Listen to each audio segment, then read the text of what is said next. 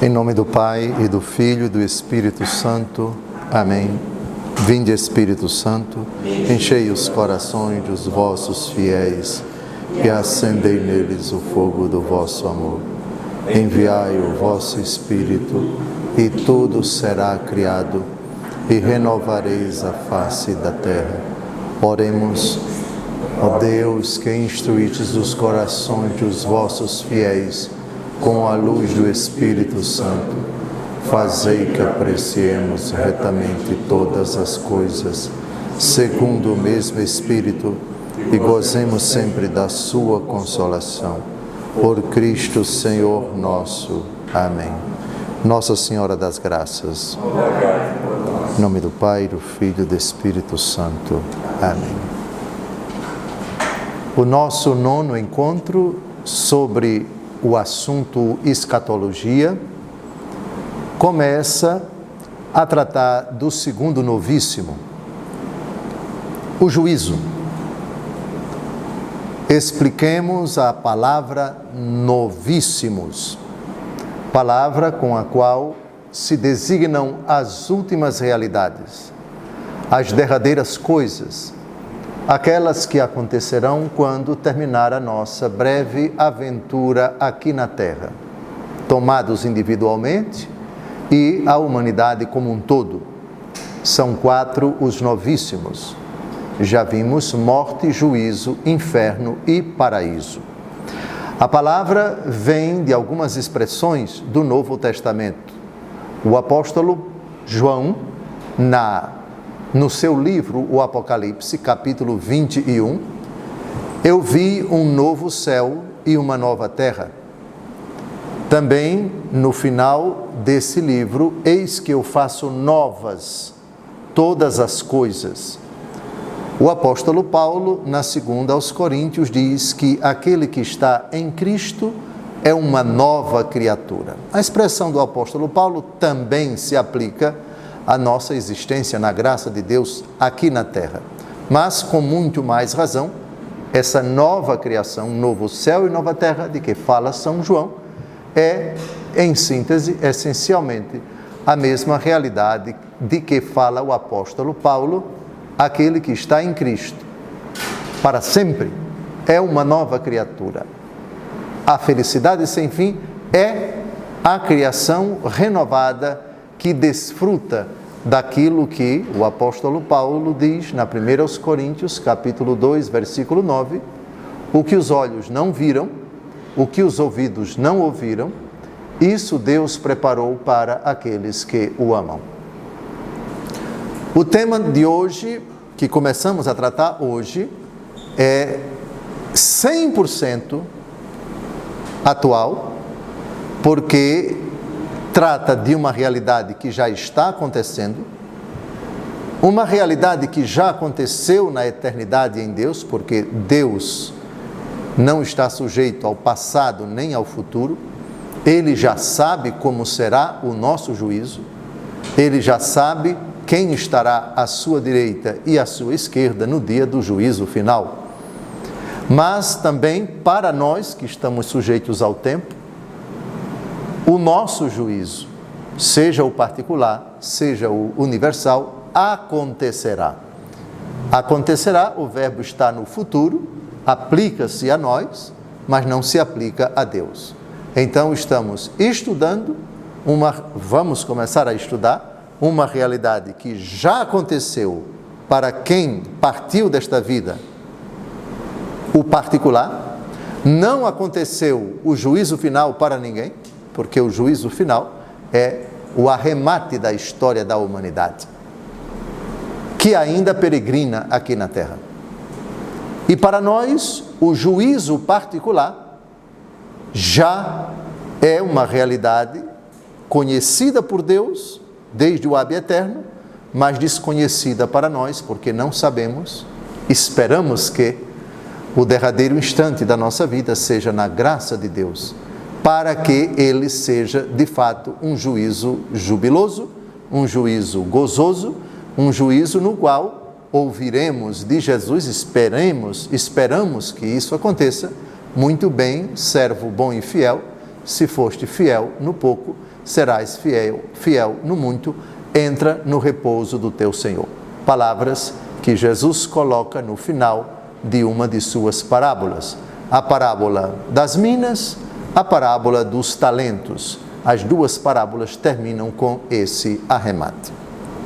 Juízo. É importante e é oneroso investigar primeiro no Antigo Testamento essa realidade.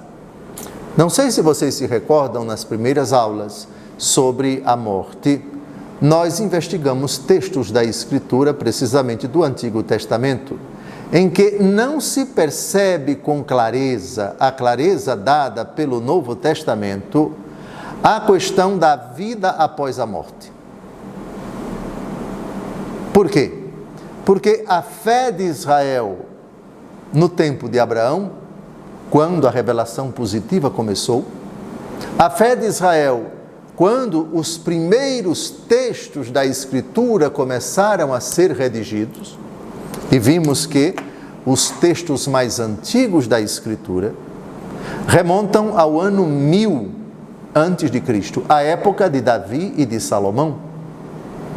A Bíblia não começou a ser escrita no tempo de Abraão, não, 1800 anos antes de Cristo. Assim como os livros do Novo Testamento não começaram a ser escritos com Jesus vivo, não. Depois que Jesus morreu e ressuscitou e enviou o Espírito Santo, os apóstolos pregaram e durante vários anos, somente mais para frente, é que os primeiros livros do Novo Testamento começaram a ser redigidos. A crítica diz que o livro mais antigo do Novo Testamento é a primeira carta de São Paulo aos cristãos de Tessalônica, a primeira aos Tessalonicenses. Depois, outros livros do próprio apóstolo Paulo e os evangelhos, os Atos dos Apóstolos, as epístolas católicas e, por fim, já no final do século I, o Apocalipse de São João. O Antigo Testamento, mesma coisa. Primeiro, nós temos Deus escolhendo Abraão. Deixa a tua terra, a tua casa, a tua parentela e vai para onde eu te enviar. Eu te farei o pai de uma grande nação, abençoarei os que te abençoarem, amaldiçoarei os que te amaldiçoarem. Abraão não escreveu nada, nem tinha copista, nem redator, nem datilógrafo, o que seria muito engraçado se tivesse datilografia. Não teve, e não teve ninguém escrevendo. Os primeiros escritos começaram a aparecer da Bíblia 800 anos depois de Abraão. Está claro? E é óbvio que 1000 anos antes de Cristo, a fé de Israel acerca do além-morte, do pós-morte, era uma fé bem rudimentar, digamos assim. O conhecimento que eles tinham de eternidade, de vida após a morte, era muito, muito, muito, muito diferente do nosso. Aliás, me parece que nós falamos do Sheol, falamos do Hades, que é a mansão dos mortos. A noção que eles tinham para quem morre é que as pessoas vão para um lugar subterrâneo, escuro, tenebroso, onde os mortos ficam num estado de letargia. Não há a noção que vai amadurecendo com o passar dos anos e dos séculos em Israel de recompensa para os bons que assim foram nesta vida, nem, por consequência, a noção de punição após esta vida para os maus. Isso, no começo, não tem. Não há nada no livro do Gênesis, do Êxodo, do Levítico, do Deuteronômio e de todos os outros 6 ou 7 ou 8 primeiros livros. Vamos colocar um pouco mais a quase totalidade dos livros históricos, o Pentateuco, os 5 primeiros livros, Gênesis, Êxodo, Levítico, Números e Deuteronômio. Não existe essa noção.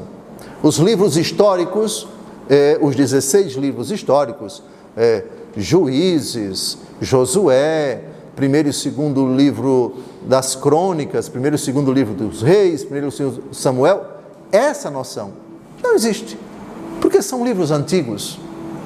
Por outro lado, com o passar do tempo, os livros mais recentes vão traduzindo uma ideia mais amadurecida, mais elaborada.